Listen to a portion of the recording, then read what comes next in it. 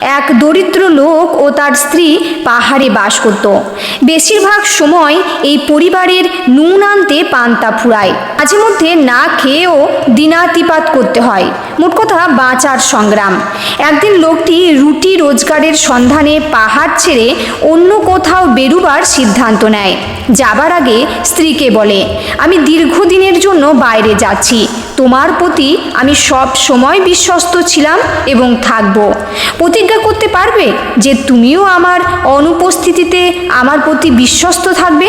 তার স্ত্রী মাথা ঝাঁকিয়ে হ্যাঁ সূচক সম্মতি জানায়। অনেক দিন পার করে পাহাড় বেয়ে নিচে নেমে লোকটি শর্ত দিয়ে একটি দোকানে চাকরি নেয়। শর্তটি হচ্ছে এই যে পুরো উপার্জন বা মজুরি মালিকের কাছে জমা থাকবে। কাজ ছেড়ে চলে যাবার সময় সমুদয় অর্থ ফেরত নেওয়া হবে। মালিক গরিব লোকটির কথায় রাজি হলেন। 20 বছর পর হলে লোকটি আর কাজ করবেন না বলে মালিকের কাছে তার প্রাপ্য টাকা ফেরত চায়। মালিক বললেন, তুমি টাকা নেবে নাও, কিন্তু টাকার পরিবর্তে আমার 3টে উপদেশও গ্রহণ করতে পারো।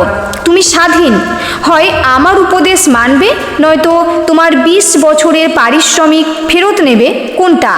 লোকটি 2 দিনের সময় নিয়ে অনেক ভেবেচিন্তে বলল, আমি আপনার 3টি উপদেশ চাই, আমার প্রাপ্য অর্থ নয়।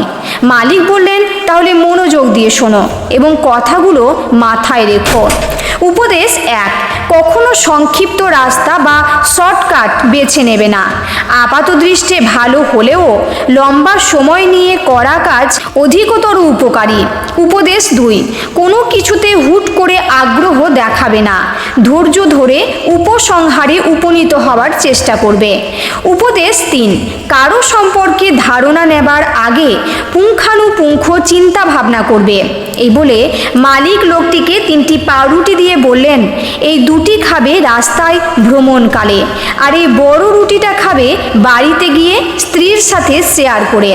মালিকের উপদেশ মনে গেঁথে লোকটি তার দীর্ঘ ও ক্লান্তিময় সফর শুরু করে। পথিমধ্যে একজনের সাক্ষাতে জানতে পারে যে এই পথে যেতে যা সময় লাগবে বিকল্প পথে লাগবে তার চেয়ে অনেক কম সময়। আর যেহেতু 20 বছর ধরে সে স্ত্রীকে দেখেনি, তাই এমনভাবে সময় নষ্ট করা ঠিক না। লোকটি প্রথমে রাজি হলো, কিন্তু পরক্ষণে মালিকের উপদেশ অর্থাৎ 1 স্মরণ করে দীর্ঘ পথই বেছে নিল। পরে জানতে পারে যে সংক্ষিপ্ত পথে একটা ভয়ঙ্কর প্রাণী ছিল যা তার প্রাণ নিয়ে নিতে পারত। সফরের এক সময় রাত্রি যাপনের জন্য লোকটি একজন মহানুভব মানুষের সাহায্য গ্রহণ করল। অনেক রাতে একটা গোংরানির শব্দে তার ঘুম ভেঙে গেল। সে খুব আগ্রহ নিয়ে কি ঘটেছে দেখার জন্য দরজা খুলতে যায়। হঠাৎ তার মনে পড়ে মালিকের উপদেশ 2, অর্থাৎ হুট করে আগ্রহ দেখানো ভালো ফল নাও দিতে পারে। সত্যিই তাই। সকালে আশ্রয়দাতা জানালো যে রাতে এই বাড়িতে একটা বাঘ ঢুকেছিল। অবশেষে দীর্ঘ পথ পরিভ্রমণ শেষে একরাশ ক্লান্তি ও হাতে একটা পাউরুটি নিয়ে লোকটা বাড়ি পৌঁছায়। ঘরে ঢুকতে যাবে এমন সময় জানালা দিয়ে উকি মেরে দেখে তার স্ত্রী আলিঙ্গনরত একজন পুরুষের গালে চুমু খাচ্ছে। রাগে, ক্ষোভে আর ক্লান্তিতে বিধ্বস্ত লোকটি তার স্ত্রীর প্রতি চরম ঘৃণা ভরে চিরতরে বাড়ি ত্যাগ করার সিদ্ধান্ত নেয়।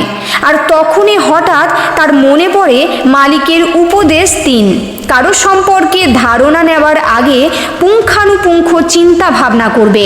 তাই লোকটি বাড়ি ছাড়ার আগে সে জানতে চায় কেন তার স্ত্রী তার প্রতি বিশ্বস্ত থাকার প্রতিজ্ঞা করেও বিশ্বাসঘাতকতা করল, অথচ সে আগের মতোই বউকে ভালোবাসে। দরজায় কড়া নাড়তেই সাহসে তার স্ত্রী দরজা খুলে দিয়ে তাকে জড়িয়ে ধরতে এগিয়ে আসে। লোকটি তাকে কাছে ঘেঁষতে দেয় না। আমি শুধু জানতে চাই, তুমি আমাকে রেখে একজন পুরুষের গালে চুমু খেয়ে বিশ্বাসঘাতকতা করলে কেন? কই, আমি তো ওই রকম নই, বরং 20টা বছর তোমার কথা ভেবে ভেবে কাটিয়েছি। লোকটি বলল, ঘরে এসো, সব খুলে বলছি। তার স্ত্রী বিনীতভাবে আমন্ত্রণ জানালো। না, তার আগে আমার নিজ চোখে দেখা এইমাত্র ঘটে যাওয়া অপকর্মের ব্যাখ্যা চাই। আচ্ছা ঠিক আছে, বলছি। তুমি যখন বাড়ি ছেড়ে চলে গেলে তখন আমি সন্তান সম্ভবা। এখন আমাদের 20 বছর বয়সের একটা ছেলে আছে। দূরে পাহাড়ে কাজে যাবে বলে 2 গালে চুমু খেয়ে দোয়া করছিলাম। আনন্দাশ্রু নিয়ে উভয়ে পাউরুটিটা ভাগ করে খেতে বসলো।